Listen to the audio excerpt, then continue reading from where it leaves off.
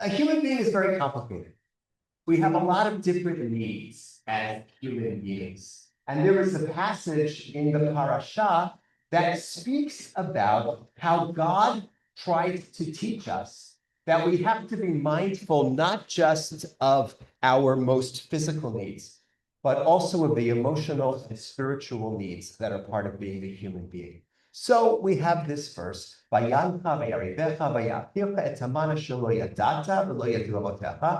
God subjected you to the hardship of being hungry and then gave you the manna to eat, the manna which came from heaven, which you and your ancestors didn't know. Why? In order to teach you that I'll read it as man does not live by bread alone, but humans don't live by bread alone. But rather we live on what God decrees, on what comes out of God's mouth. So the commentator Ibn Ezra said, what's really going on here? God was telling the Israelites in a way, look, I didn't give you bread, and you still managed to survive. You still managed to be okay. I was teaching you that you need to connect yourself with the higher things, with that which comes from me. So I don't know how many people here in college took an intro psych class. So if you did, then probably like every psych student, you found yourself thinking that you had every disorder that was being discussed in that week's session. Oh, I think I might have this. Oh, I think I might have that. And I actually would call my mother and say, I figured it out now because I read the chapter that I thought was about me, which might tell you something.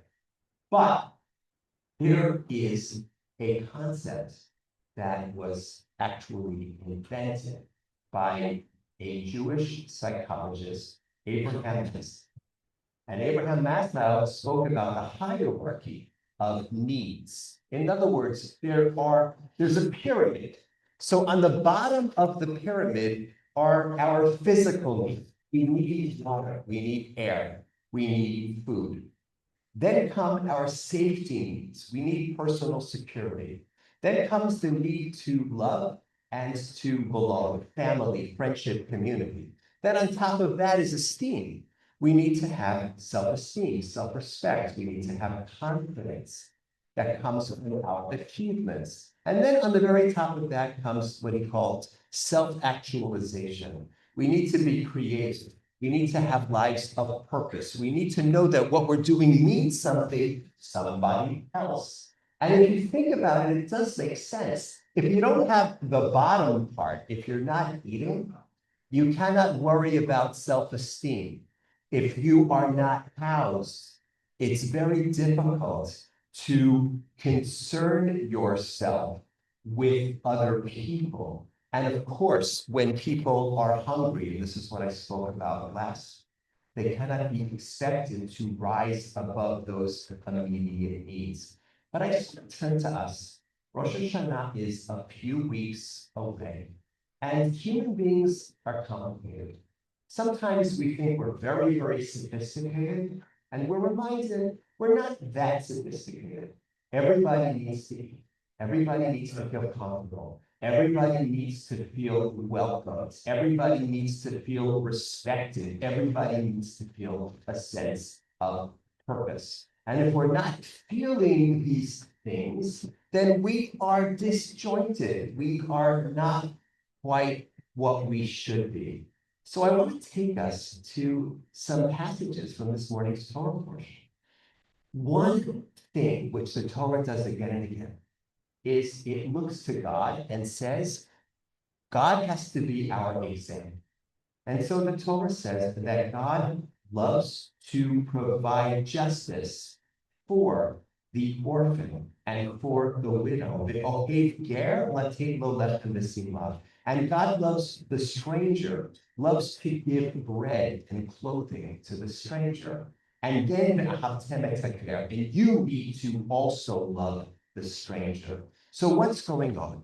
We are being called to our higher selves. We are being called to say, wait a minute, if God cares about the most vulnerable people, I need to care about the most vulnerable people. And in so doing, I am fulfilling a need.